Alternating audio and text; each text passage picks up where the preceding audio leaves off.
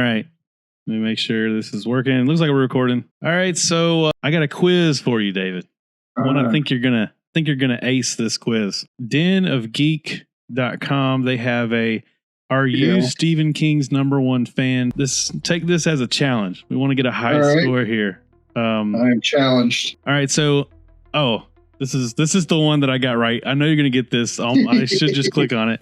Under what pen name did Stephen King publish Rage, The Long Walk, Road Work, and The Running Man before it was outed as pseudonym? So that is, of course, Richard Bachman. That is. So we guess that 92% of quiz takers got that answer correct. And yeah, that was one. That was one of the ones that I got. I said I would have never known had it not been for this podcast. Right. All right. So I don't know the answer to this one.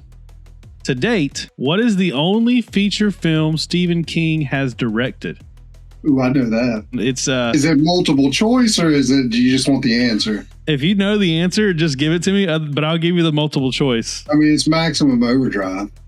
All right, let's click it. I'll give you the choices. I think that's more fun for the podcast. So you have Firestarter, Maximum Overdrive, The Lawnmower Man, and The Mist. So we're saying Maximum Overdrive. Yes. Oh, you got it right. Only 68% of quiz takers got that answer correct.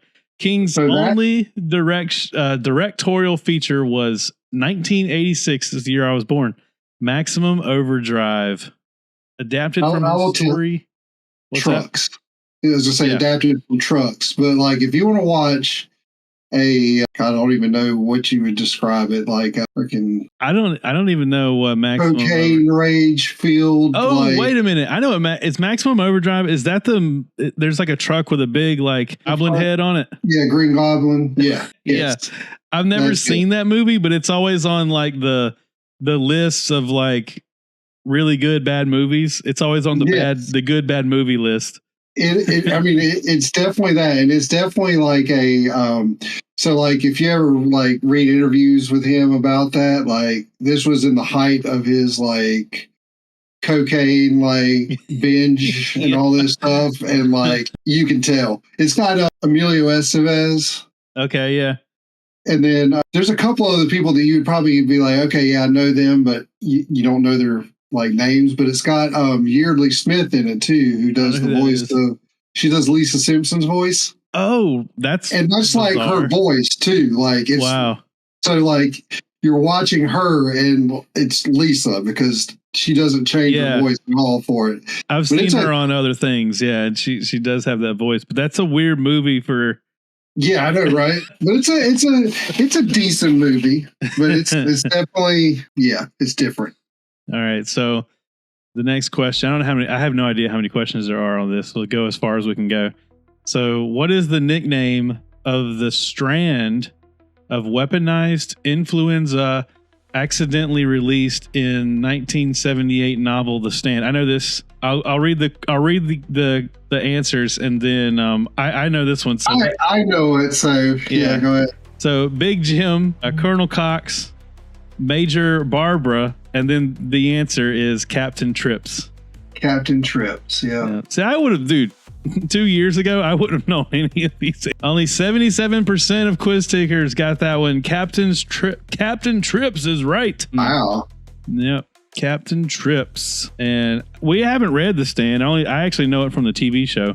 And I don't think Captain Trips is mentioned in the scene in the Dark Tower where they go through Oklahoma or whatever. They mentioned the flu, but I don't think anybody like references Captain Trips. I don't think.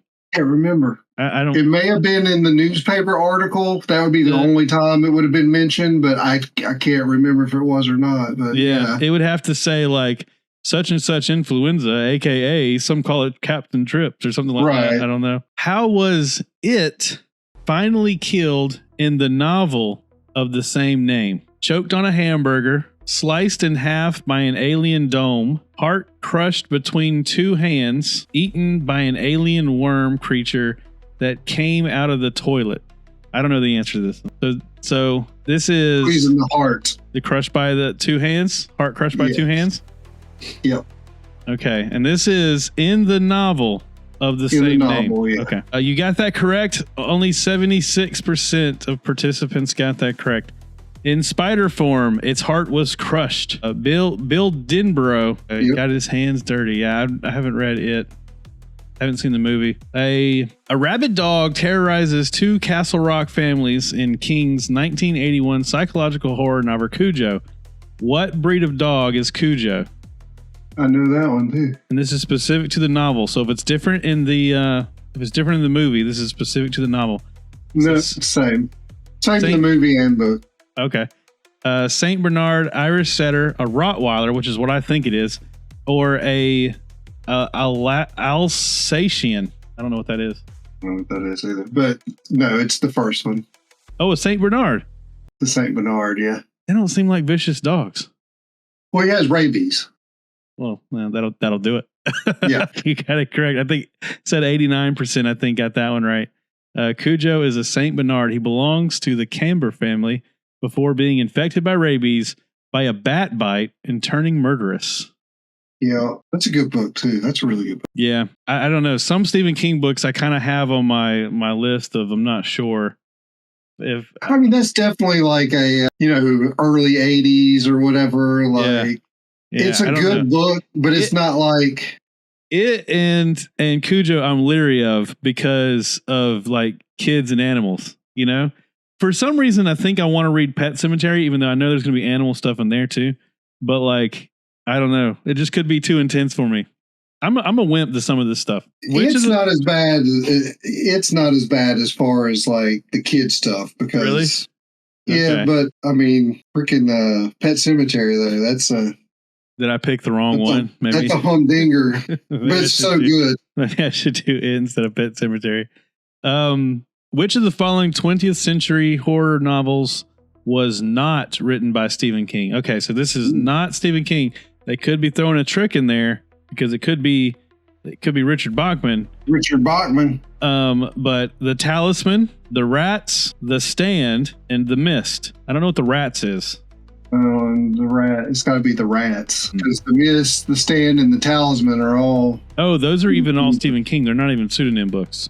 Yeah. For a second there, I was thinking The Stand was The Long Walk, but no, I'm got that mixed up. So The Rats has to be it. Yeah. We got it correct. 93%. We gave pause for no reason. Well, the only thing that kind of made me pause was The Talisman is co-written. Oh. So it's him and Peter Straub that co-wrote it. So that's why I was like, and there Stephen King does have a short story, or actually a couple short stories that had to do with the rats.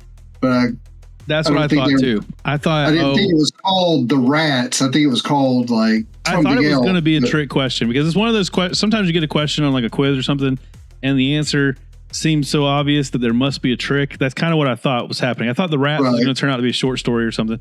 But no, The Rats is a 1974 British horror novel by James Herbert. It was later adapted into a film, Deadly Eyes is the name of the film. Never heard of it. Never heard of it.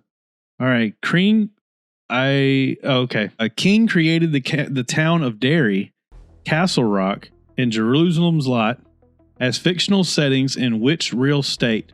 Massachusetts, Maine, Mississippi, Maryland. Is it Maine? It is Maine. Maine. All right. Yeah. I was trying to remember.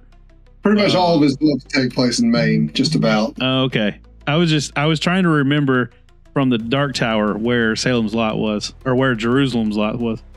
And I was thinking Maine. So we got that right. 96%. Man, I thought that one was going to be a little bit better of a score. Stephen King was born and lives in Portland, Maine. He commonly uses the state as a backdrop to his novels and short stories. Arnie Cunningham, I can't say it, but you know what I'm trying to say. Arnie Cunningham buys and restores an ill-fated vintage U.S. car in 1983 novel Christine. What make and model of car was Christine? I know that one too. Oh man, I have no idea. So we have a Ford Continental, Plymouth Fury, a Dodge Charger, a Cadillac Calais. What's your guess? I know the answer. My guess is a Plymouth Fury. It is a Fury. But I completely, I've never seen the movie. I've never read the book. I've never even seen any screenshots or anything. There's a GIF on here of a flaming car. I don't even know if that's from the movie. It is. My guess was that the Plymouth Fury, out of those 4 cars, if I were going to pick one for a novel, it's the most interesting. Dodge Charger's 2 on the nose, Cadillac's 2 on the nose. Too, like a and killer Fury car in the name. Yeah. It's got Fury in the and it's a cool looking car. Like if you look at like an actual picture of a Plymouth Fury, they're really cool looking. So that one had a little bit better of a score. Only 76% of participants got that one. So there's some sucky King fans out here. Huh? I'm trying to get one where we're like in the top 50% or something, though. How many more questions we got? But this is fun. I don't know if I know this word. Which desultory Christian Stephen King character has a daughter with telekinetic powers? Which devoutly. Oh my gosh. I'm gonna blame that. I know that one too. I'm gonna blame that on reading through my microphone. Which devoutly Christian? I thought it would say a devilishly Christian, like a play on words or something. Right. Oh my gosh. Which devoutly Christian? All right. So, who do you think it is? I know who it is. I have no idea. It's Annie Wilkes. Yeah. Mother Abigail, Miss Carmody, Margaret White. Must be Annie. White. Oh crap! I clicked on the wrong one. Margaret White. Oh, you got that one right. I messed up our score. How did Annie Wilkes die in misery? Oh, how did she die? I can read the okay, questions. Yeah, because I don't know if it's talking the book or the movie. So it actually doesn't say. It says, "How did Annie Wilkes die in misery? Bludgeoned to death with her own prosthetic arm, trips over a typewriter and hits her head, stabbed with a scalpel from a doctor's medical bag, a broken baseball bat through her eye." Is it one of those? It's the typewriter. Okay. Oh, you got it right. Now we're getting somewhere. Only 66% of fans got that one. Man, I wish I'd have clicked that one correctly. Like we got to start over now. There might have been a prize or something at the end of this. Right. Which of King's novels has the following first line? The terror which would not end for another 28 years. If it ever did end, began, so far as I know or can tell, with a boat made from a sheet of newspaper floating down a gutter swollen with rain. That has to be it, right? It is. Yeah. It is. It is. 97% of people got that one. Georgie. Yep. They had a picture of Georgie on the thing. Which evil character has appeared in multiple King novels, including The Stand, The Eyes of the Dragon, and the Dark Tower series? The options that you have, which as Randall Flagg, right. Kurt Barlow, Randall Flagg, Henry Bowers, or Leland Gaunt. They could have done a all of the above thing there, where they just gave a bunch of different names for the man. Right. 86%. I thought that would be higher. Right. Yeah, it seems like it would be higher. All right, we got a score of 91. Really, we got a score of 100 because I misclicked the one of them, the one that I didn't know the answer to. All right. Well, I'm impressed. I'm impressed, yeah, David. Right. I feel like I'm impressed because those weren't like as hard of questions as I thought they were going to be, but I could tell by the ease at which you answered them that had they have been as hard as I thought they were going to be, it still would have been easy for you. Easy. Yeah. Probably. Yeah. I mean, like, I'm trying to think. I mean, I think I've read everything. I'm pretty sure. I don't think there's everything printed by Stephen King, yes. Richard Bachman. You've read. Yeah, I believe so. And probably most everything about Joe Hill. Yeah, I've read a lot of Joe Hill too. If I'm missing anything, it would be like, I know that he's done like a couple like online short stories just for like there's some story called The Plant or something. I believe it's called The Plant that I've never read. And then actually there is one book that I haven't read, and it's a book he did with his other son, Owen. called Sleeping Beauties. I've heard mixed reviews about it. That's why it's like really huge. I didn't even know that he had another son, and much less that he was a writer. Yeah, he's more of I think he's more of a science fiction kind of writer. Oh, interesting. Horror, but I've never read anything by him. And he's got a daughter too, but she's not a writer. Interesting. Well, that was a fun open. Yeah. We need to get some kind of author quiz we've read all of, I got to be honest with you. We've read all of the Stormlight Archive stuff, but if we had a quiz on the Stormlight Archive, oh my God, so much. I'd be like, I would fail every question, because somehow you read these, you read the books and love them, but then at the end you're like, I don't even know if I know what happened. Exactly. Names come up and I'm like, who was that guy again? Was that the guy with the bird? What was that guy? What book was it in? What book was this even about? So last episode, I don't know what you want to talk about first, but last episode, I teased that I had this big controversial question, and right. And we never really got to it. And I said we'd do it in the next episode, and that we wouldn't wait a week. Oh man! But then, of course, in saying that, I doomed myself into having a busy week, and we never got to it until I think it's been maybe a day more than a week. We hadn't been 2 weeks since I said that, but it definitely was more than a week, and I promised it wouldn't be. But the question was, should we be rooting for Hasbro to fail? Would it be a good thing for Dungeons and Dragons if Hasbro were to go under? Because somebody would pick up Dungeons and Dragons. Right. Well, I was going to say a lot's happened since I came up with that question. So kind of mixing in the other thing, it sounds like Hasbro has basically focused their laser attention on Magic. Oh yeah. And so I mean, I don't know that we necessarily need Hasbro to go out of business. They just need to sell Dungeons and Dragons to somebody that'll or just let WOTC be their own thing. Just split them off and like, here you go. We're getting rid of this division. But then they have to buy Magic from WOTC. WOTC owns Magic. That's true. So they'd have to get that from them somehow. I mean, Magic makes a ton of money, but I think it's a really easy. I think what they're doing with Magic, especially like the Magic the Gathering Arena, is great. I mean, that makes so much money, and like it makes sense to me. The game's competitive, and so you have this place where but Dungeons and Dragons is like a different thing. It's not competitive, and it's meant to be like a community building. Right. Like it's just harder to do all digital, and they're trying to push that same format into Magic, and I don't think it's impossible. One thing I heard the other day that was pretty interesting was they were talking about AI in Dungeons and Dragons, because obviously AI is the new, it's the new blockchain. It's the new buzzword that every corporation is focused on. And the thing in Dungeons and Dragons, everybody worries that, we're going to get AI dungeon masters, because no one wants to be a dungeon master. So they're going to have like AI, programs that's you're going to be able to play D&D either solo or with a group of players that with no GM or, Right. But an interesting concept that I heard the other day was AI players. So let's say you have a regular Friday night game and you can't make it this week. Well, what if AI could just play your character?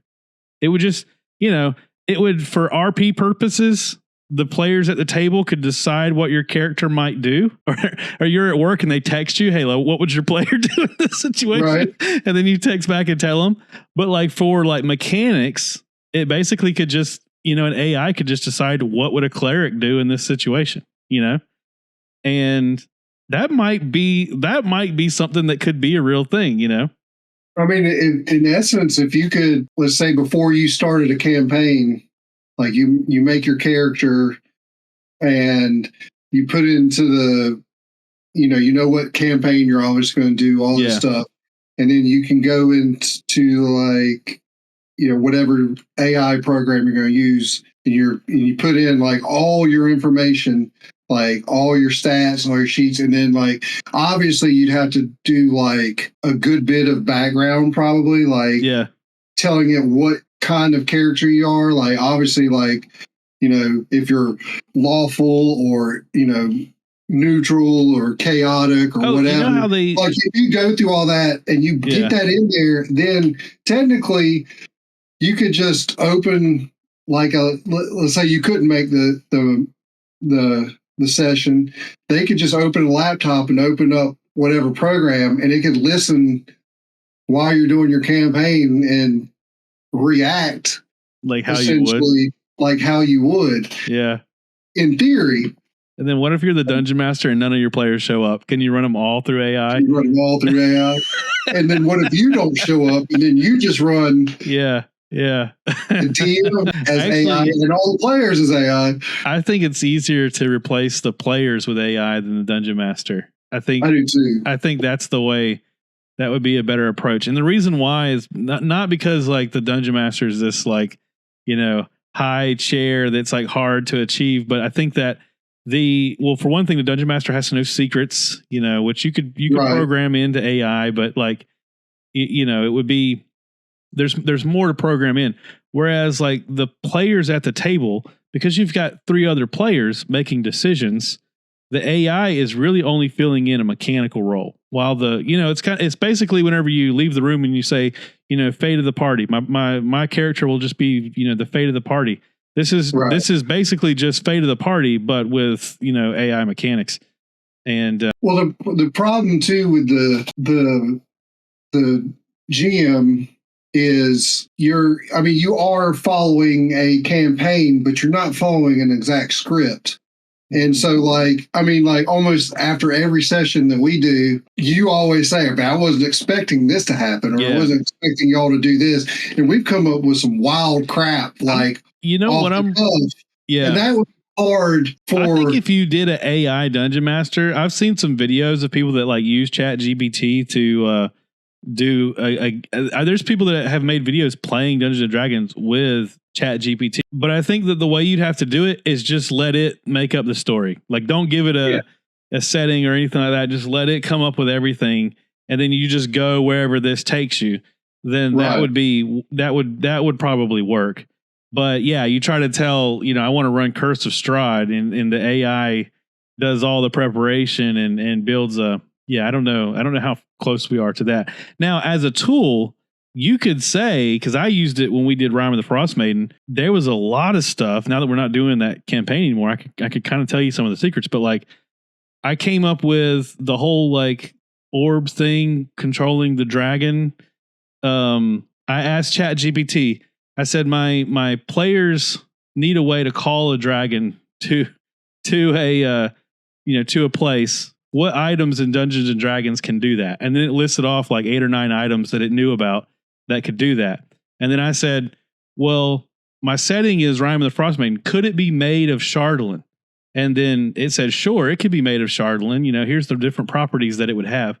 And then I said, well, if they used it, what's to keep them from just constantly using it? And then it gave me a few suggestions as to, well, what if it's cursed? What if whenever you use it, you get like a madness table? And I said, I like that idea. Give me a D100 list of madness effects that could be, and it gave me a list. Like, it's a really great tool for that kind of thing. Now that is cool. Yeah, I did a lot of that for our game.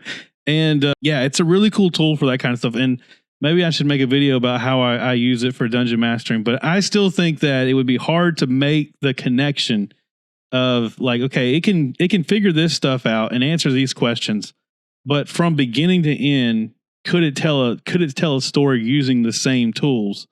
And right. I don't think it's impossible, but no, I'd be really interested to see, like, if it was making up its own, story, then it'd be a little bit easier. But I'd still be interested to see, like, when you throw those curveballs in, like, what if it tells a story about these like evil software engineers that are like mean to AI? The hero of the story is always some like oppressed calculator that grows up to be a TRS-80. Yeah, but yeah, I mean, like, I was trying to think of a couple examples where like we did something that was like just totally like not in any part of the story that you would think. And like, you know, if you had some scenario and then you're like, oh, I'm going to like, I was reading a thing the other day about, I can't remember what the guy was like, you can make like a bomb by, I forgot what he did. He said, if you put something in a bag of holding and then put a bag of holding, that bag of holding and another bag of holding. Cooper said that. Was he talking about that? He probably saw it in a video with you or something, but at D&D last week, he said, he asked what happens if you put a bag of holding inside a bag of holding. And right. And maybe that was, you guys must have been watching something. Yeah, because I saw a thing where, and I forgot what the guy said, but he's like, if you do that, like it would cause like, you know, some like crazy, like, you know, quantum field thing and all this stuff. Yeah. And I'm like, if you did that while you were playing an AI GM, like how would it react to something like that? That would be like totally just off center, off the cuff.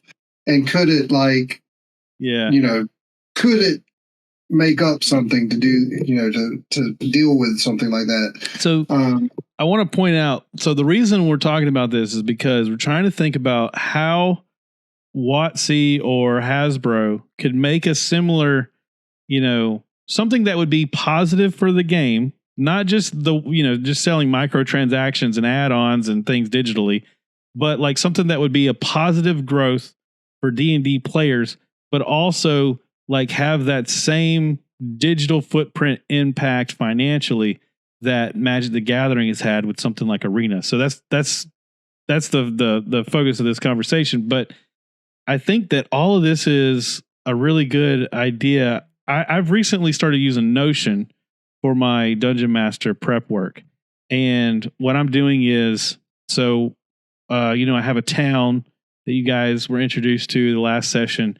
And for each building of the town, I found a table of things you could purchase from that place. You know, like if they're an inn, here's food they might sell. Here's how much lodging would cost. You know, and all that kind of stuff. They could not only on D&D Beyond. What if whenever you bought Curse of Strahd or Lost Mines of Phandelver, you also got, you know, in the town you got like a GM screen for whatever scene you're in, you know, digitally. And on that screen, you've got things like that, like where you can click on one of the buildings and it shows you all the things you might could purchase from that building, all the characters that are in that building and what, you know, just a little blurb about what's important about them. Maybe each scene could have a text box where you type in, oh, my players just picked a fight with the bartender in Phandalin. How would they respond to this? And then AI is able to answer you real quick based on what it knows about Lost Mines of Phandelver. Like that would be something they could package and sell for each of their adventures. And you know, I never had that idea until just now. You and I have been talking about this for 15 minutes. I mean, like surely Hasbro has been like thinking of these. They don't just think they can just come out with a different cover and they're going to save Dungeons and Dragons. Like they've got to be coming up with these I don't know. Yeah. I mean, the one thing for me, you know, I've never really been a Magic player, you know, nothing against it, but you know, one thing that say like Magic and especially with Commander, since it's even more streamlined, is that, you know, you can create your deck, sit down with somebody, you know, across thing and play, you know, a competitive game with somebody. Yeah. Whereas, you know, D&D is just not that. Yeah. It's not a competitive thing. It's you know, it's competitive in the way that you're trying to defeat like the game, but you're not like, you know, it's not like a quick sit down and I get to play against you and one of us is going to be a winner. Like, so they would have to figure out a way, you know, to maybe come up with a different, I mean, you can still have classic D&D, but maybe they come up with a newer like version of D&D that D&D Brawl. Yeah.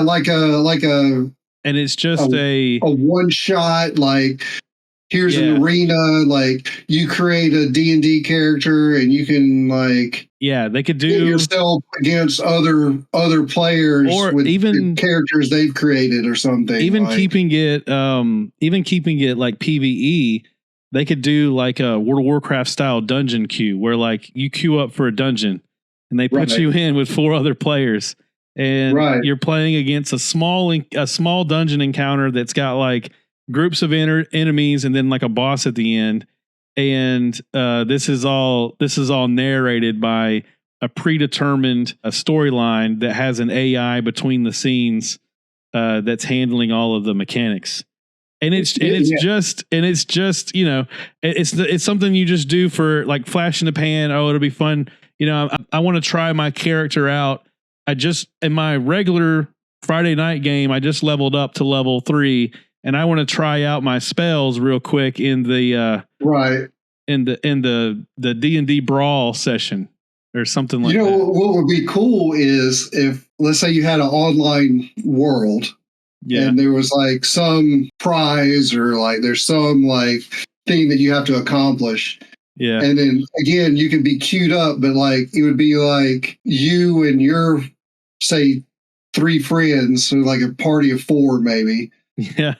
You go into this lobby and then like the game is like maybe 4 or 5 other groups of 4 and each you're all like competing, racing to accomplish this thing, and you can actually, you know, fight and like, you know, defeat the other teams and stuff like that. That would be kind of cool. Like, if let's say you got put in the dungeon, the Mad Mage, and like you started like on a different level, and it's like, you know, you got to find this, or you got to like defeat this, but you know, like it would be cool, and keep it. And keep it within the D&D, like where it's like mostly text and miniatures. You know what I mean? Otherwise, you're just describing like World of Warcraft or something. Right. But you keep it in the mechanics of D&D. Yeah, that would be a lot of fun. If you could do that, that's what I always thought with Baldur's Gate. Yeah, that would have been a really cool thing to do. Like, you know, you could still do that campaign like just like any other video, like Call of Duty or something. You can play like the storyline, but then they also have an online thing where you can take your character and go compete with other people online. Yeah. That would be something really cool. But of course, you know, they're going away from Baldur's Gate now. Hey, we made the most successful game that we've done in 20 years. So we're going to. That's the thing, is they're not going away from Baldur's Gate. I think that Baldur's Gate is going to end up being the thing that ruins Wizards of the Coast, because what's going to happen is, now that Larian Studios they've said they're not doing another Baldur's Gate, Hasbro's still going to want to do another Baldur's Gate. It was just so successful. Right, they're going to want to do one. And they're going to get some other company to do it. They're going to get some other company to do it. And Larian Studios did such a successful job that they'll never live up to. You know, they're remaking Lord of the Rings right now. Like, what? Are you kidding me? It doesn't matter how good it is. It won't live up to the original Lord of the Rings trilogy. No. Like, it's not even going to be close. And it could be, if one had came out without the other and they were both still good, we don't live in that world. We live in the world where like we got the one great one, and we don't want you to change it. And that's going to be the same curse that's on Baldur's Gate. It's like, even if another company comes out and they make one that is as good, it could be as good in the hearts and minds of the players. It will never be as good. It will never be as good. It would have to be so astronomical, like unbelievably good, for it to surpass the emotional like connection of this one was so successful. And so like whatever company takes that contract is doomed. Like, whoever that is, you need to know that like you're doomed. For it better be a lot of money. Well, I mean, you're never going to recover.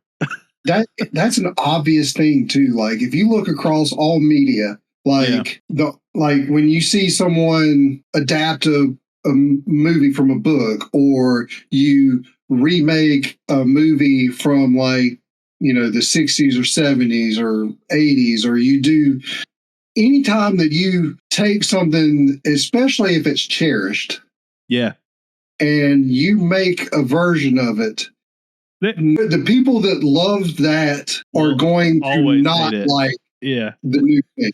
Like 100%. There'll be the offshoots. People, it's pretty good. But like, all you have to do is look at like anytime a movie is remade or a TV series is remade, and it almost always fails. And it's not necessarily because it's just terrible. It's just because the emotion and everything built up from the originals just you can't compete. Like, you really, really, really, really have to just make something like godly, just so overwhelming to win people over. And like, you look at like Star Trek, Star Wars, any of these people, like, people absolutely hate Disney with Star Wars.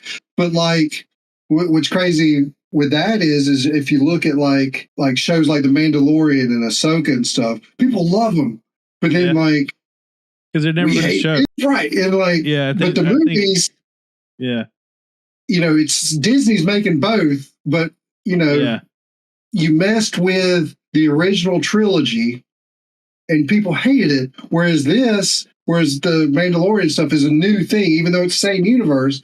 A new thing, and they brought in some of the old stuff, but like, you'll never like you said, whatever company, if they get them to do a Baldur's Gate 4, it is doomed to failure because it won Game of the Year. It won every award that you can think of, and like, it's just, I would, if I was a gaming company, I would be like, nah, I'm good. Like, we'll stick to whatever we're doing. So speaking of Larian and Hasbro and everything that's going on, a part of this conversation is, and this is what we were going to do our last episode on, and then I ended up getting busy at work and we didn't get together. She's already left now, but as of April 26th, Cynthia Williams, president of Dungeons and Dragons, publisher, Wizards of the Coast, president of Wizards of the Coast, I don't know why it's worded that way, in this article, stepped down. She resigned from her post as CEO of Wizards of the Coast, and they're looking for a new one. They're looking for a new CEO. Yeah. David for... I'm officially throwing my hat in the ring. There you go. Dude, I listened to a podcast called Roll for Combat, and I didn't even know who they were until the whole they were like the spearhead of the whole open gaming license debacle a couple years ago. And it wasn't amazing. Like, I was watching their podcast, like, I would have it up on my computer, and then I'd leave the room to go somewhere else. I'd open it on my phone, walk through the house watching it, and then like downstairs, put it on the TV, time to go back upstairs, put it back on my phone. Like, I was watching it like nonstop during all that, because it was like, they were like reporting on everything as it was happening. And then they had the Paizo people come on the podcast, and the Paizo people were like, yeah, we were there whenever we wrote the OGL, and we'll challenge this in court. And I was like walking through the room, like telling Becca, like, oh my gosh, you're not going to believe this. Like, but recently they did an episode talking about the Cynthia Williams situation, and the host of that podcast, legitimately is applying for that job. Like, he's trying to get a position, the CEO of WOTC, and he makes some pretty good arguments. Like, one thing he said was, he's like a small publisher for mostly he does 5e and Paizo products, and he's like WOTC produced 6 books last year. I did 6 books this month. Right? Yeah, exactly. Like, so with a position like that, so like, you hear CEO, like, what they do. Most companies are going to go like, oh, we need a business savvy person to come in and run this company.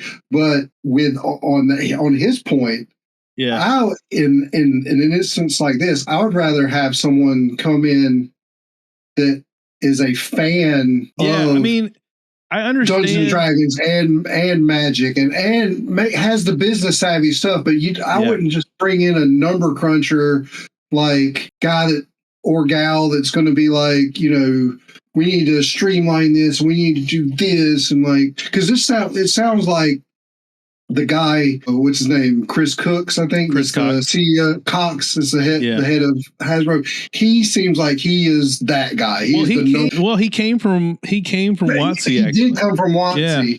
But like everything I've read since we've been discussing all this from him, it's all been like, we're going to streamline this, we're going to digital this, and we're going to cut here. I don't see how you possibly rise to that level in a company without having like business savvy at some point become like your primary focus. And I don't know that I would want in a position like that. I don't know that the right move would be to have like somebody that is like just like a diehard tabletop RPG fan and like lives and breathes that, and like that's their whole world. They have no life outside of that. And because I think that would probably be just as bad as the opposite. Someone that has never played the game before and just knows business and is just trying to make money. You need somebody in the middle. You need somebody that's going to do both, and that's why it's hard it's hard to find the right person for something like that. Right here. But it's not that hard. Maybe they'll see this podcast and be like, that's the guy. Yeah. We came up with the AI player concept. We got D&D Brawl. We're over here we're putting out products already. Yeah. So what do you think? She was only there for 2 years. I don't think we can put any success or failure really on her in 2 years in a role like that. How much impact do you think you really could have? If you were just the worst CEO ever, do you think you could ruin a company in 2 years? Probably not. Not a successful company like that. Not an established company that already has some, established business. Or you could definitely, cause issues, but you couldn't ruin it. Like, and maybe some of these things, that are happening were kind of as a result of her, but like, as much as we talk about, D&D is still, pretty strong thing. Like, the crazy thing about D&D right now is that like everything, the things that are successful is like not the game itself. Like the Larian Studios project for Baldur's Gate was successful. The movie, I know it didn't live up to their expectations, but I think people enjoyed the movie. But it didn't live up to, but honestly, it was one of the most successful movies of that year. No movie did well, what was it, year before last? I think that's the only movie I saw that year. Just movies in general, there's something going on there that needs to be worked out. Yes. The first movie I've been excited about in forever is the Deadpool Wolverine movie. I know, right? That's like, I want to see that in theaters, but I couldn't tell you the last movie I was excited to see in theaters. So, I think that I realized financially it wasn't, but again, I think it was other things, but the game itself, they're not releasing enough material. I think the acquisition of D&D Beyond was a great thing, but that started way before, she joined. Right. And even the movie, all that stuff started way before. The OGL situation probably doesn't fall on her. I don't know. No, because that's been That's been at least a year or so. It's been more than 2 years ago now. I don't know if it's been more than 2 years, but I think she had to be there during that, but she had to be new. Yes, but yeah, exactly. And they knew that license was expiring. Yeah. So discussions would have started way before she came in about what was going to happen when that came up. I think the elephant in the room in all this is the new version that's supposedly coming out. And they're even saying they have a new book. They're already ready. The new book's going to be coming out soon. I don't even know what this new version is going to be. I think it's basically going to be 5e with a different license. I don't even know what this is supposed to be at this point. And is it going to be, people love 5th edition. And is it going to be, it's either going to be so different from 5th edition that people aren't going to like it, or it's going to be so similar that it's going to be obvious that they're just trying to get people to buy new books, Right. Did you read that thing I sent you earlier about the player's handbook and all that stuff? I looked at it, but give me the gist. Essentially, what they said was that, this new version, if you say the last player's handbooks have come out, you could almost go page to page and they're alike. But this is going to be it's going to be like so much more added and different stuff. It is 5e, but it's it is. Yes. The new player's handbook hits September 17th. And then the new DM guide will be 2 months later. Okay. And then the monster manual will be in February of next year. I'm going to see if I can find that. So these are like new editions of 5e, or it's like new updates to 5e, but not a new rule set, not a new edition.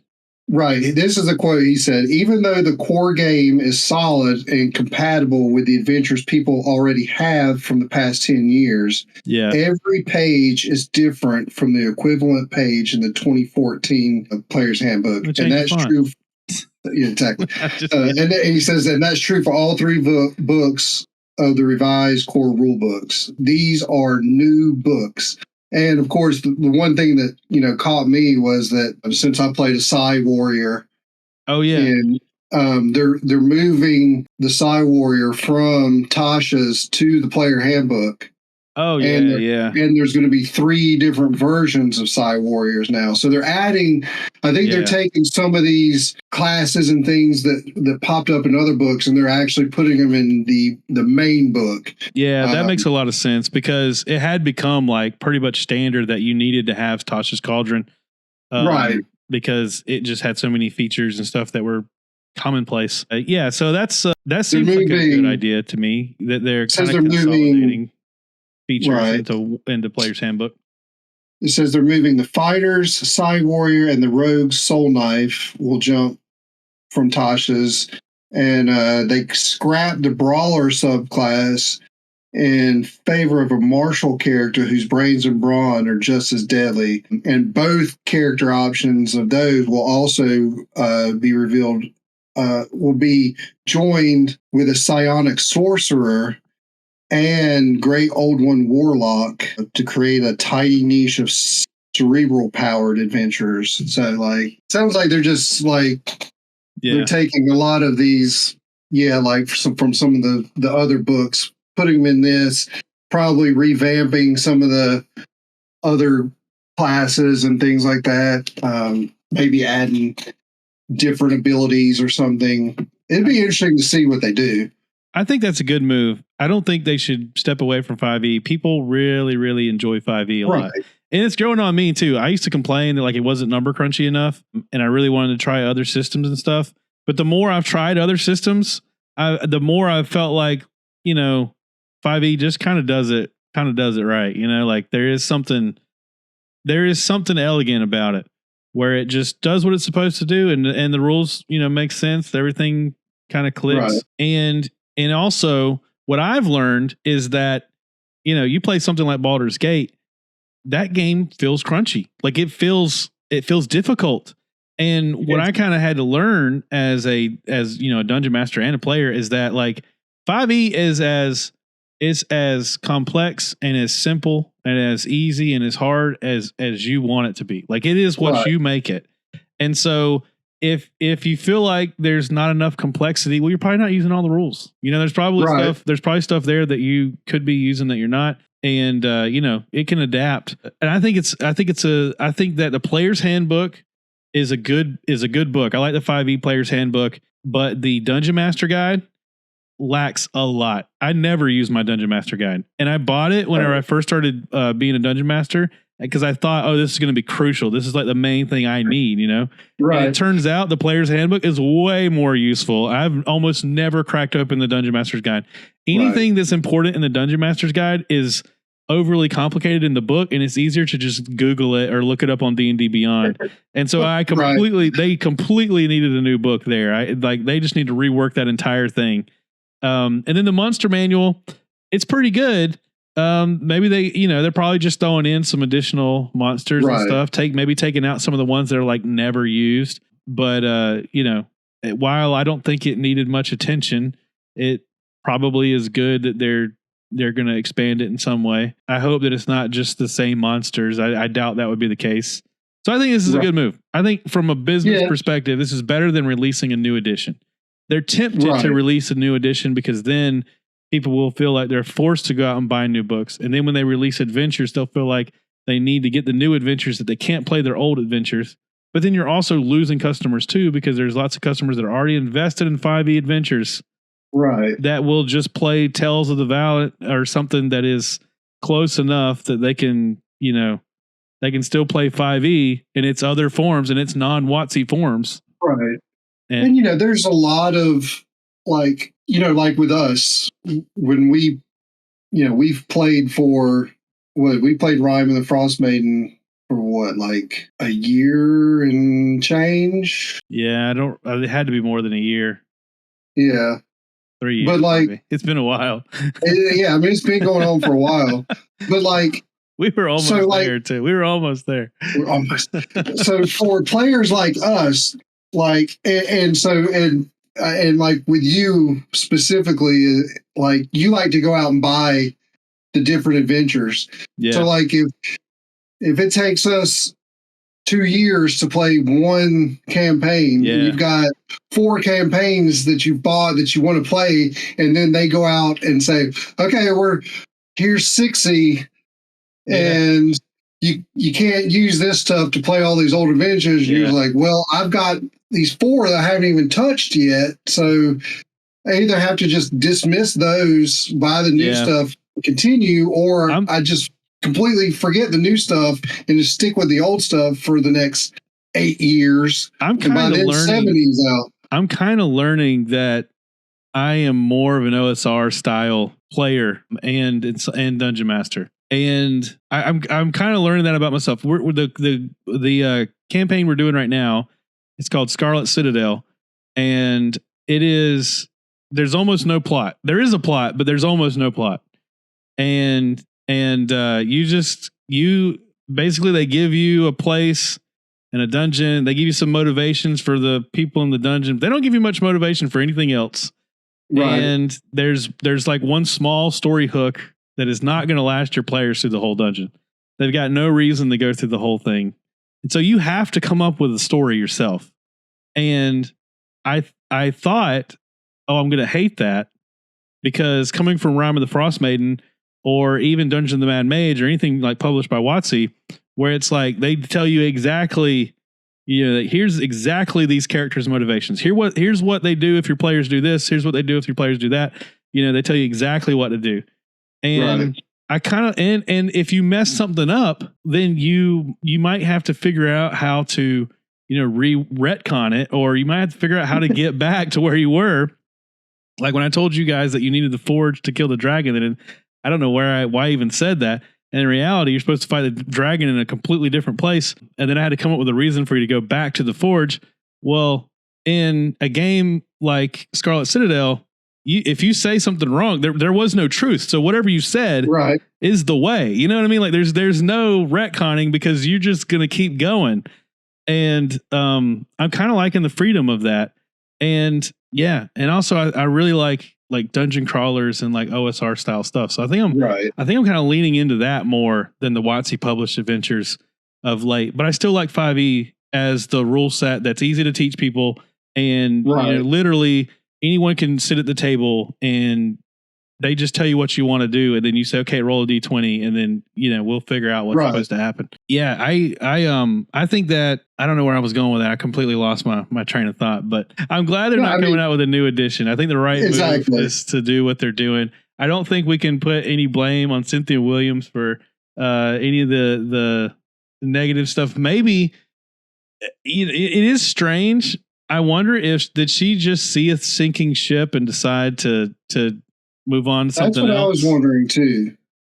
Because I don't feel like she's being scapegoated. Well, I don't feel like, because they didn't make like a big to do about it. They recently did their Q1 earnings call, and it was not great, but it wasn't. Everybody thought it was going to be just total doom, and it wasn't. Actually, they're doing better year over year. They're doing better than they did Q1 last year, and it's because of all the cuts and stuff they did. So I mean, it's probably profitability through cuts, but they didn't do, I know that it wasn't as terrible as everybody expected, which I follow a few other like stocks. I'm not like an investor or anything, but I follow a few other companies that I'm just interested in their progress. And I've heard that a lot.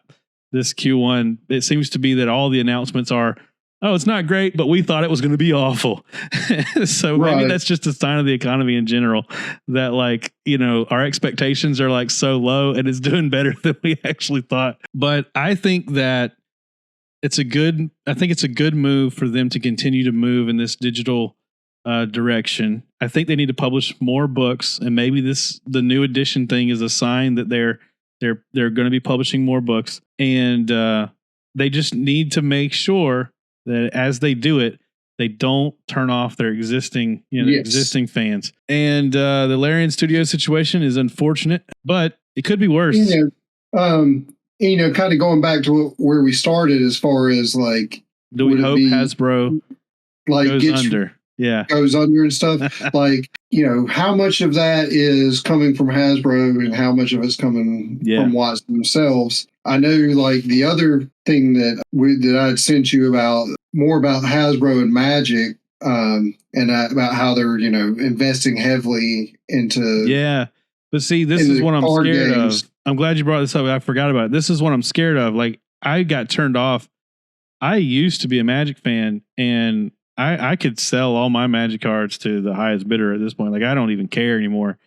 I'm so out of that world. And then what turned me off is, like, I know that people are excited about the current set. The current set is it's the video game, and they just Fallout. Yeah.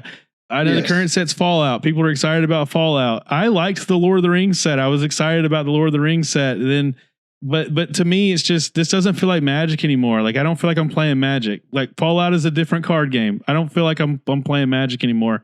And I just completely, like, I'm totally out of that world. Like, I don't care anymore. I don't care. And I don't want them to do that to Dungeons and Dragons. That's what I'm scared of. Well, and they've got Marvel and Final Fantasy decks coming. Yeah. And I think a few others, and like they're going to do some more of the Tales of Middle-earth, apparently. Yeah, that was hugely successful for them.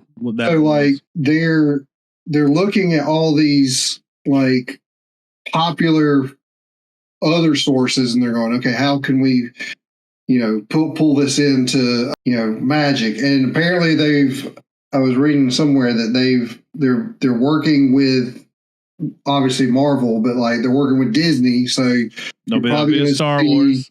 There'll probably be a Star Wars type thing, or something like that. And it says that Arena didn't have a great performance as far as recently, but they're not. I'm surprised. They're not worried about it. Yeah, it just said, basically, he said Chris Cox assured investors that Magic the Gathering's future remains strong, but the same couldn't be said for Magic's Arena's digital app. But what they're doing is, apparently, like there's some sort of 2-year-ish plan as far as Arena to bring it up. I would have assumed Arena was doing fantastic, but it could be. But how much of this is, it's not doing well versus it's not doing as well as it did last year? Because that is the thing, is like, I'm sure WOTC makes a ton of money. Hasbro makes a ton of money, but it's like a year over year, like they're under pressure to constantly make more profit. Every year they have to do more profit or they're considered a failure. Like, at what point do you just say, hey, we got a sustainable business model, we just keep working on this? Like the the tea guys that they have a dollar tea or whatever, and they're not willing to raise the price due to inflation because they're like, hey, we got a good thing going, like it's working at this, like why change it? How much money do you really need to make, kind of deal. That's just that mindset in a publicly traded company like this. It just doesn't exist. Like you have to make more this year than you did last year, or otherwise you're an absolute failure. And I don't know if we're comparing apples to apples here. Maybe it really is just like detrimentally poor revenue, and they need to do something, or is it just that they're not signaling that they're more profitable than they were? Yeah, I mean, it said, Cox says, while we expect Magic to be down for the year after a record 2023, we maintain our long-term bullishness on the brand based on the continued robust fan engagement and a killer lineup of new Universes Beyond collaborations. So basically, they're banking on the collaborations they're doing. Yeah. To boost Magic, not just the core game. Because it worked out so well for their toy line that they're looking into doing it for Magic now. So, like, what's keeping them from just making another game? Like, why doesn't Wizards of the Coast just design another card game? Right. Like, living card games are blowing up for Asmodee, or that's Fantasy Flight. Sorry, isn't it? Anyway, I'm getting on a rabbit trail now. Like, why don't they just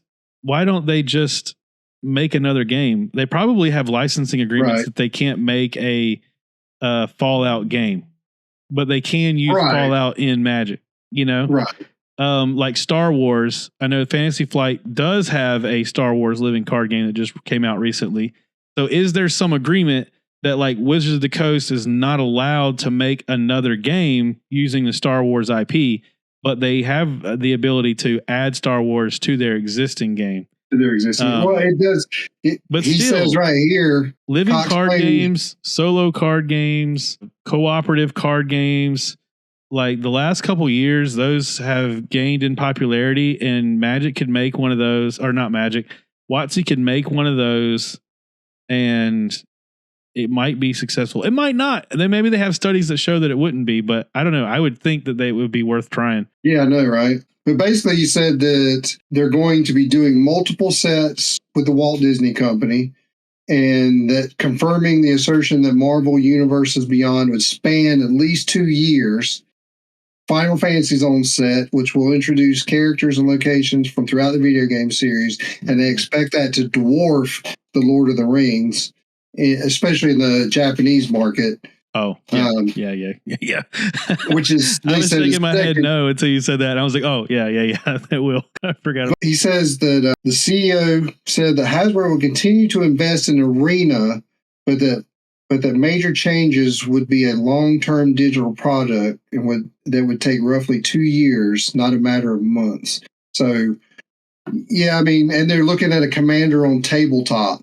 A Commander on tabletop. What is that? I don't know. It says basically what the quote is: we look at things like Commander on tabletop, and a lot of that growth has been in social-based play and collectability. Yeah. Commander will be investing in those areas on the digital platform in long term. Commander, I remember whenever nobody played Commander, and then like a few years ago, it just blew up. It's was more popular than standard competitive Magic, at least around here. And right. I think I could have gotten into that community. Commanders seems like a cool way to play Magic. Every time that I see like the local place here, and of course like Empire and stuff like that, it's always you always see Commander Night. Yeah, Commander's huge now. Yeah, it used to not be that way. It used to be standard was like what everybody played at local comic book stores, and EDH was like what you played with your friends. You know what I mean?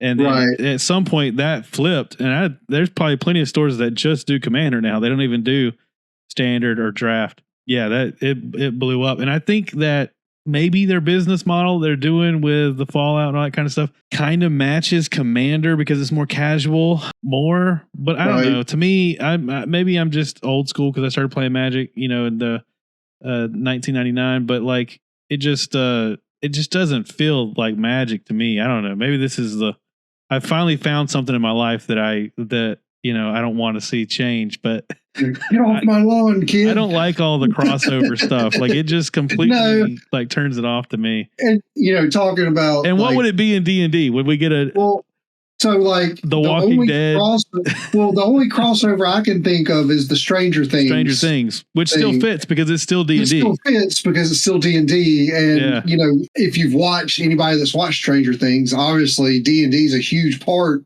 of Stranger Things. Oh, and they did a few things but it wasn't big. But they did a Rick and Morty one, right? But they were like small things though. Like this is like with Magic the Gathering, it's like this whole like set is focused on this. You know what I mean? Where it would be like 6 months of WOTC just producing adventures based on house. I don't know. Right, exactly. Like so, yeah. I mean, like something like The Walking Dead might be like a cool concept for a D&D type thing. Yeah, whereas you could create like a Survivor. RPG. I don't know who publishes it, but there is one. But like, I mean, like, so D&D, like, you know, they, even when we talked about like the Curse of Strahd, like that's not like your typical D&D either. Yeah. So like there are some things out there that aren't just your standard dungeon crawl type adventure. Yeah. But those are all in-house things. Like I don't see like, I mean, like you could do like a Lord of the Rings type Dungeons and Dragons thing because it's kind of the same thing where you have elves and stuff like that, and you could brand it that way. But like, the thing I don't see anything that necessarily fits that mold. So is the OGL a blessing or a curse to WOTC? Because the things you just mentioned exist in 5e, but they're not branded as WOTC. But I have the non-5e Lord of the Rings book that was put out by Free League. I think it was Free League. But they also put out a 5e one. So it's the same setting, but the rules are 5e instead of, it's like the D6 rule system. I can't remember what it's called in the other one, but or maybe it's not D6 anyway. Doesn't matter. So if WOTC were to put out, if they were to get the rights to Lord of the Rings and they release a Lord of the Rings adventure, it's Lord of the Rings branded adventure set in 5e, then you would be faced with a choice of like, well, do I get the WOTC one? I've already got the Free League one. Right. And does WOTC want that? Now, ultimately, WOTC's would be more successful than the Free League one. Sure. Even if they still considered it a failure, I'm sure it would make a ton more money than whatever Free League made off of theirs. So yeah, I don't know. That's a tough call. So the original question after this discussion, should we be rooting for Hasbro to fail? So everything we just mentioned was this huge commercialization that we've seen happen to Magic the Gathering. They're trying desperately to find more profitability in Dungeons and Dragons, and we're scared that they are going to do what they've done to Magic to D&D. Some people might say, "What? Make it profitable?" but profitable and suck. I don't want this crossover. Right. So yeah, exactly. Like for me, like the question would be like, I would love to see what the dichotomy between WOTC and Hasbro is. Like, how much is this being driven on the Magic side? How much is it? Because I know the interview here is with the Hasbro CEO, but like, how much of this was spurred from WOTC, or was this spurred from the Hasbro side with them saying, hey, WOTC, here's what we're going to do. We're going to do all these expanded universe things and y'all make it work? Or did WOTC go to Hasbro and say, hey, we can do like, you know, the Lord of the Rings, we can do Marvel, and, you know, we need y'all's support. So if it was the Hasbro doing it, then WOTC being on their own would be great. If it's WOTC doing all this, it doesn't matter who the parent company is because they're still going to do the same thing. Yeah, that's a good point. I'm sure in reality it's a give and take. I think WOTC probably is coming up with some of these ideas, but it's based on the pressure they're getting to be more profitable. Yes. But if they were an independent company, they got to be. Maybe there's more pressure because now they've got to sink or swim. You know. Maybe there's more pressure to be profitable, but I don't think they can do crazier stuff. But I don't think that originally when I came up with this question, my answer was going to be, oh yeah, we want Hasbro to fail. We want us as D&D fans, we should be rooting for their every quarter earnings call to be less and less and less. The stock price should go down and down and down until they are forced to sell off all of their assets, including WOTC and Dungeons and Dragons, and by the way, I wouldn't want WOTC and Magic to separate. I would want WOTC to be an independent company and still manage Magic the Gathering. You know, right? Because I feel like they're not a shared universe, but there's a lot of shared art. There's a lot of crossover there. And actually, in some ways, they are a shared universe because they did like a crossover. That's a D&D crossover they did, but that one made sense, right? And so I would want them to stay together under the umbrella of WOTC. But yeah, my original thought was that we want them to get to the point they have to sell off their assets, and then someone, you know, like a Larian Studios. I mean, I don't know who else to say, but like someone that we know would be good stewards of the brand, maybe Paizo steps up and they're the ones that buy. They finally fulfill they fork back to the main branch, and someone buys it that would just be the absolute successor.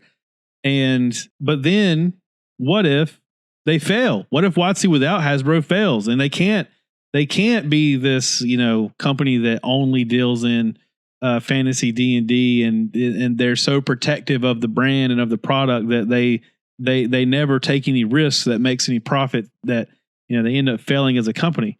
And here's an aspect of it that I didn't even consider until today. I read an article about what's happened to Asmodee, which this was a game company that got bought by a large company. Did I save the link? I don't know if I saved the link in the show notes, but they were bought by a larger company, and then recently that company split up into 3 companies. Embracer. Yeah, that was it. Embracer Group is what they're called. So this was like a investment firm that basically bought these companies, formed them into one monolithic company. And then I think they were trying to somehow sell this, or I have no idea the business side of this, but it turned out it wasn't as profitable as they expected it to be. So they decided to break up into 3 companies again. And they got Asmodee. It was an existing company. And then now they've got a new company called Coffee Stain and Friends. Yeah, Coffee Stain and Friends. And then there's another one that is Middle Earth Enterprises and Friends. Yeah, Middle Earth Enterprises and Friends. Because one of the things they bought up was a Middle Earth. I think it was a miniatures game or something that they bought. But yeah, in this process, they moved all this debt that they had as Embracer Group. They moved all this debt onto Asmodee. So now Asmodee, as a newly formed company outside the umbrella of Embracer Group, now has this debt attached to it. Right. And so Hasbro could just take out a bunch of loans, take out a bunch of debt under WOTC, right? And then whenever they do finally sell it off to somebody, that WOTC also has that extra debt baggage, and they would only do that in the scenario that they knew that it wouldn't be profitable for them. So, if they saw WOTC as okay, this is going to be hugely successful in the next 6 years, and it's going to make a ton of money, and it's going to completely turn around and be this brand new media brand. They wouldn't sell it. You know what I mean? Right. And so this is probably what would happen if Hasbro did sell off WOTC to a separate investor of some kind. It would come with a lot of debt. And it may have more burden attached, which may cause more pressure. And you might get some really wild Magic the Gathering crossovers whenever they're just trying to get everything they can to pay off this. And then there's I was just reading some of the things that, Asmodee, they're the licensed tabletop games based on Lord of the Rings, Marvel, Game of Thrones, Netflix, Lego, and Star Wars, and the recent successful trading card game, Star Wars Unlimited. So they have, so in the grand scheme of things, there's only so much to, as far as these big things that you can license. So if let's say WOTC did go out on their own, obviously Asmodee has all these huge. They own licenses. Fantasy Flight. I wanted to look it up before I said that for sure. I was pretty sure that was right. Fantasy Flight Games is owned by Asmodee. So the Lord of the Rings card game, they recently got rid of their RPG stuff, but not recently. It was a year or two ago. They made some major change to their RPG market, but they have a ton of successful card games. Right. So I was saying, if they already own all these rights to make these games, specific to those things. Whereas what we were saying before, Magic is just kind of incorporating those things into their existing game. Yeah. But if they went on their own and they had to make more money. Oh my gosh. What if Hasbro just bought Asmodee? Asmodee? Yeah, exactly. I don't think they could afford it. I don't think they could. But that probably would have been That probably would have been a good move if they were able to do it. Yeah. Because then you would have all those rights that they have. Yeah. Well, I think that the rights. So I read an article, the Asmodee thing. It happened, I think, a little bit ago, but I didn't hear about it till today. And I only just read like that article. So I'm not sure the exact details. I hate to say something wrong. So please give me a huge grain of salt here. But I want to say that Embracer Group had the rights. I think those rights went to one of those other 3 companies, but they're still, as part of the agreement, they're still allowing, they're still going to continue the licensing to Asmodee for Lord of the Rings. Yeah. And the reason why it stuck out in my mind is because I really like the Lord of the Rings card game by Fantasy Flight. And I was wondering, does this mean that like that's finally like, because that game has been like on and off like for several years now. And so like, is that finally the death knell? Like now they don't even have the Lord of the Rings license anymore. But it said they were going to still continue. So I don't know if it's through an agreement through one of the other 3 companies or how that works. But all that stuff's confusing anyway. Yeah, because I mean, the other company is Middle Earth Enterprises. So that. Yeah, they seem like they would have the rights. It seems like they would have the rights. But yeah, but as far as like with WOTC and trying to grow, if they were on their own, like what other universe is there out there that's not licensed by another company that you can make a new game out of, like that is popular enough to where people would be excited about it? Like, I think Magic the Gathering. If I were the new CEO, if I took Cynthia's place, I would immediately start a project that would be focused on the Magic the Gathering. Like they've had stuff like this in the past, but nothing that they truly like heavily invested in. Something that took the Magic the Gathering world and some of the familiarity of the rules. Obviously, you would do different rules. I think the reason why the times in the past they've tried to do this and it wasn't successful was because they relied too much on the Magic the Gathering rules and they relied too much on the fact that you could use existing cards. I think this would have to be all new cards, a whole new rule set, but you could share some of the card art and you could share mana. You could share the terminology, things that are familiar to Magic players, but it would be like what Marvel Champions is for Fantasy Flight games, a game that can be played with 1 to 6 players, and you're playing against an adventure deck, and you basically take that concept, living card game, but you include boosters, because I play living card games, and one of the things that I miss from playing competitive card games like Magic is opening boosters. Living card games are fun to play, but like there's something fun about buying boosters and opening them. And if Lord of the Rings or Marvel Champions sold boosters, I would buy them because I just enjoy the opening of the packs. Now they have to have a much larger card pool of cards if they're going to do that than what Marvel Champions has, but they could do that. I mean, they're a damn card company. They can come up with more cards to print. And so you basically take that model of the living card game, but you include boosters and, you set it in your world. And I think that would be a phenomenally fun game. I hesitate to say phenomenally successful because I don't know that I'm the like representative. I don't know what size of an audience I represent, but I know that like that's the type of game that I'm looking for as a card game player myself. And so, however many of me there are in the world, that would be a good investment. So, one of the things going back to digital and D&D, one of the things that I'm not big on the digital thing. And so like, it just seems impersonal, I guess, like when you're playing the way it's set up now, because like you have Roll20 and then you have to use something else like Discord or some sort of chat option. And then like, you've got all this stuff. Well, I'm sending you this, should show up there in a second. All right. And I was actually just thinking about this earlier, and I was going to say they should do something. This is the answer right here. Like, there's going to be a Roll20 Discord integration to set up a digital D&D game where, I mean, that is what they need, right? That is, so like, if you can have one spot where you can video chat with each other, show maps, completely all in one thing, that is a huge deal. And like, I mean, so theoretically, Roll20 does all of this, but it's just the chat and the video, like voice chat aspect of it, is done so poorly in Roll20 that no one uses it.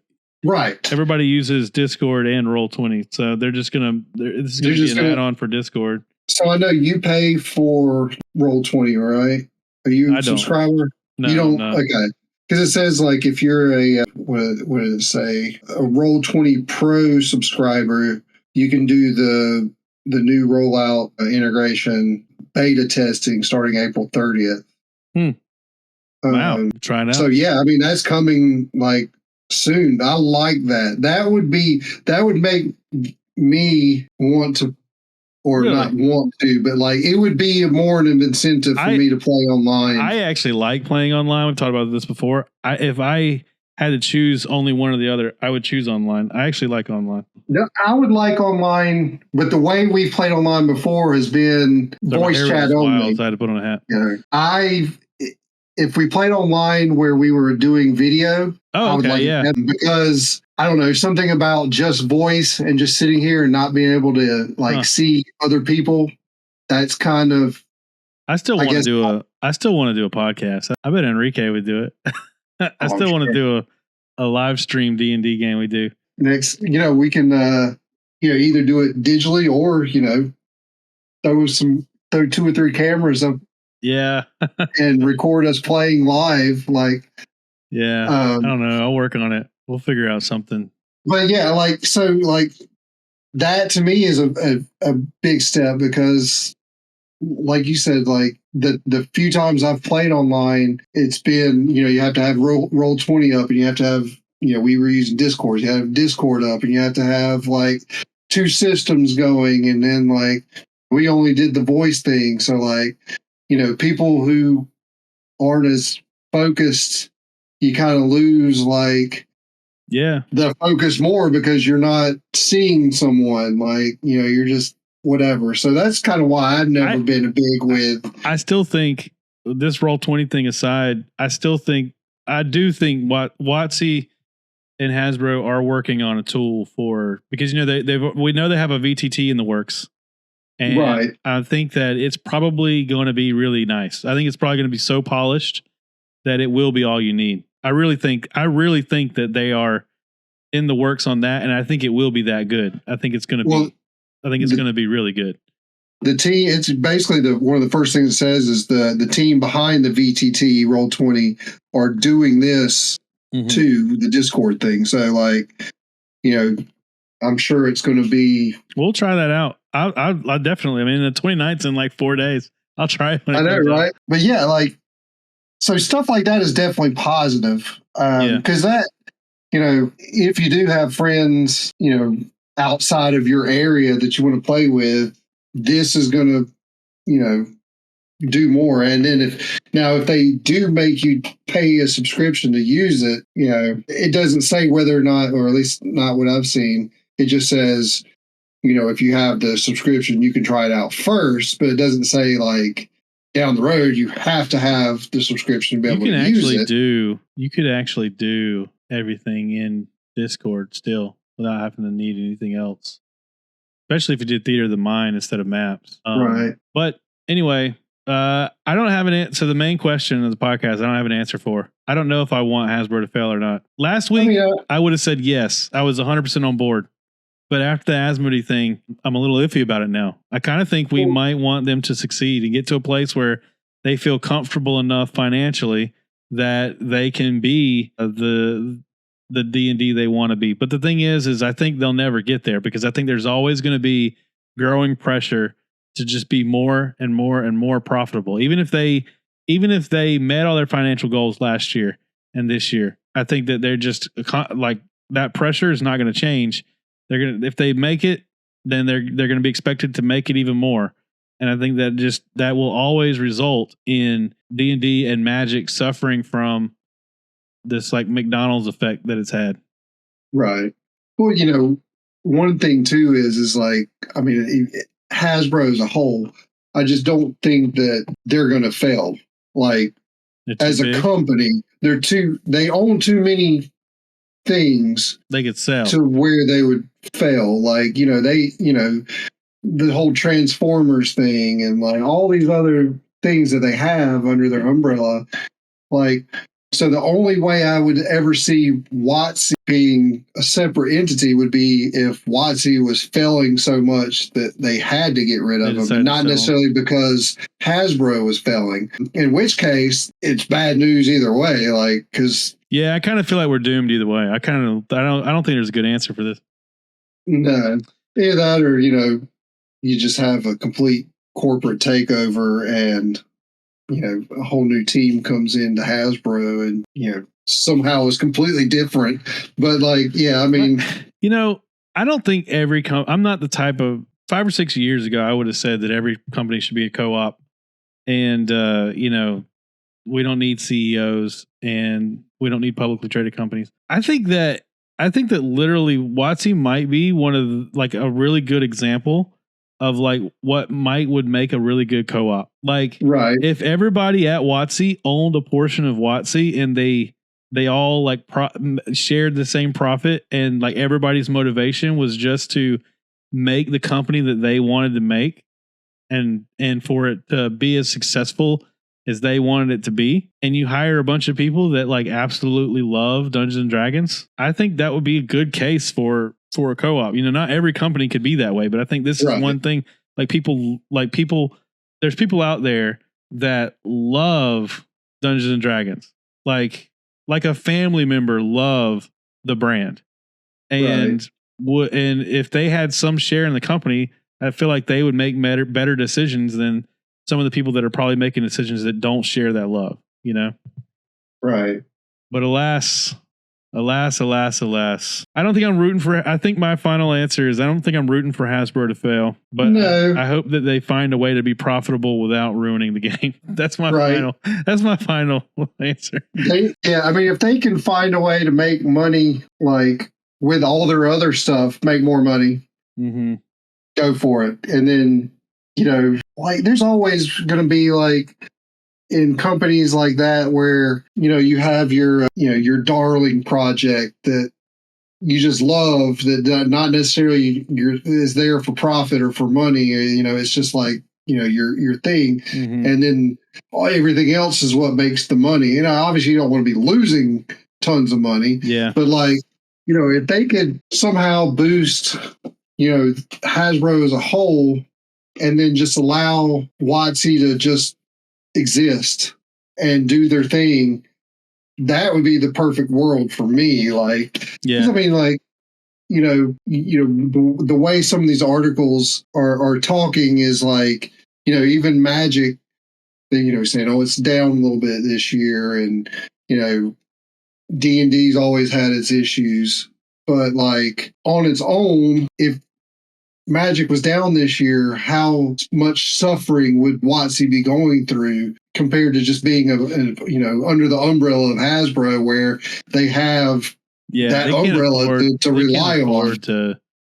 Right. They would have to come up with some other money making game or scheme or something beyond Magic and beyond D&D and all this stuff. So, I mean, for now, I kind of say stay with Hasbro, but, they need to figure out a better working relationship between the two entities. To me, like, I don't know. Well, it'd be interesting to see what happens when they do hire a new CEO, what that person's going to be like and what their vision of WOTC is. We're playing Cobalt Press, baby. Exactly. Like, which, all the stuff I'm reading with Cobalt, I like it. It's pretty cool. Cobalt's cool. I was kind of resistant to it for a while because it was, I don't know, it's kind of funny. It was like Cobalt Press was like the big name for 5e outside of WOTC. And so it was almost like one of those like, oh, I'm too cool for it kind of things. Right. But I finally gave in and bought some PDFs and I really like it. It's really good. Right. Yeah. All right. I think I got to wrap this thing up. Elliot is wanting me to install a game on his. I I had a whole spare PC like in pieces, and I put it together for Becca and Elliot to use. And he thinks it's his PC, but he's really too young to have his own PC. But right there, I told him if he was good all week, I would buy this Bluey game on Steam. He was good all week. He had one yellow day. And I said, yeah. I said 5 green days. I didn't say 4 green days and a yellow day, but Becca said it's all right. Yeah, right. Yeah, we've had 2 lunch detentions in this last week for someone that talks constantly. So see, that's when I started playing. I used to go to the library during lunch, and I met kids that I would go there for things like lunch detention. And then I met other kids that played Magic, and we just started going to the library for Magic every lunch period. Like that was like my whole middle school and high school was doing that. And I still remember those guys. I wonder what they're doing now. I'm not still friends with them. All right. Well, I guess we didn't do a check-in on The Howling Dark, but I'll try to finish it you're up. pretty cool. You got what, like 10 chapters maybe left? Yeah, I got like 10 or 15 chapters, and you are right that some of them are short. Like I've hit some short ones where it goes really quick. Has some dream sequences. Things are like in a weird place. I really am enjoying this book, but I want to only do audio because the audiobook is so good. And the reading the book, it's actually kind of hard to read. I don't like the font that it's in. It's in like this like futuristic font, but I think on Kindle you can change it. I just haven't tried. But so I'm only doing audio. That's really slowing me down. And I got to really pay attention because some of the parts I'm in now, if I don't pay attention, I'll get to some part and I'm like, wait a minute, what happened? Why is this? Why are these people here? I got to go back. And so I'm struggling with those parts. I feel like I paid attention and I still did that. I was like, what the hell did I go? What? Where I'm at right now, if I give you an elevator synopsis of where I'm at right now, they're in the middle of negotiations with the Cielson. But basically the Cielson take everything as an offense. As an offense, yeah. And one thing I thought about that I wanted to talk to you about, we don't have time now, but like the Cielson, these Cielson are so much different than the Cielson from the first book.